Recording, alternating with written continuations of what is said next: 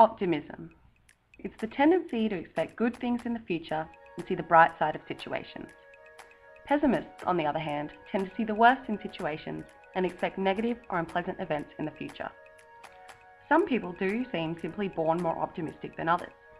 This is called the dispositional optimism approach, which recognises that for some people, optimism is tied to their personality, giving them a general confidence that good events will happen in the future. Even so, research also suggests that optimism may be in all of us. This is called the optimism bias. Research shows that most of us hold overly positive evaluations of ourselves. For example, we often see ourselves as above average on good characteristics and behaviours. One example is driving. I think I'm pretty good, better than most of my friends. I'm an excellent driver. Got a lot of experience, considerate, I would say I'm above average. I'd reckon anyway, compared to everyone else. But yet I have crashed, so I could be wrong. But what happens when we do crash? Optimists explain events differently to pessimists. Failed my math test. That is, they have a different explanatory style. Firstly, they see bad events as a result of external causes. It wasn't my fault though, it was really badly written.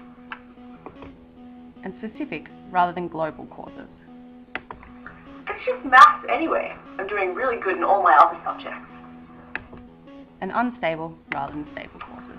Next time I will ace it.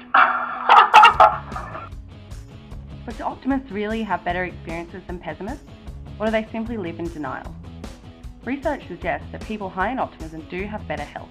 They live longer, have better cardiovascular functioning, and lower rates of heart disease. A recent study showed that this pattern may be consistent worldwide. 150,000 people from 142 countries were surveyed. It was found that optimists were more satisfied with their personal health, had less physical pain, and fewer daily health-related hassles.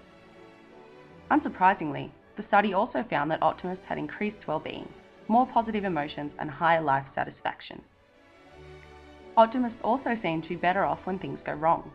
For example, research has shown that optimistic women who were diagnosed with breast cancer had higher quality of life and lower distress and depression. It's been suggested that this is because optimists tend to use better coping strategies. When a negative event is controllable, optimists tend to use approach coping, whereas pessimists use avoidance coping. So what did you do when you failed your maths test? Oh, well, I decided to change my study habits and get a tutor. I just got drunk and tried not to think about it. It seems unsurprising then that optimists are more successful than pessimists, in addition to being happier and healthier. So how can we learn to be more optimistic? Evidence suggests that therapy is one option.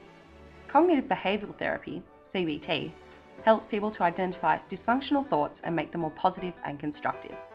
Another therapy, called Optimism training, is related to CBT, but specifically aims to reduce beliefs that optimism is naive or dangerous and enhance positive thinking. The PEN program is similar, but designed specifically to help adolescents develop optimism through the use of cartoons and role plays. However, the evidence about the effectiveness of these programs is mixed, and more research with diverse populations is needed. Plus, what about those of us who simply want a few tips on how to think more optimistically?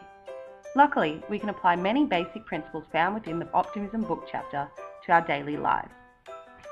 When something goes wrong, you can use the framework of ABC to think about the activating event, the beliefs that resulted, and the consequences of having these beliefs. Let's see how it works. Well, I got fired from my job today. Probably because I'm so useless and I can't do anything right. I don't know what to do. I just want to give up. But also remember to apply D and E. If we think about our negative beliefs, we can dispute them. This leads to feeling energized, happy, and positive. You know what I realized? I was a good worker. I deserve to have that job. It doesn't matter. I'm going to find a better job.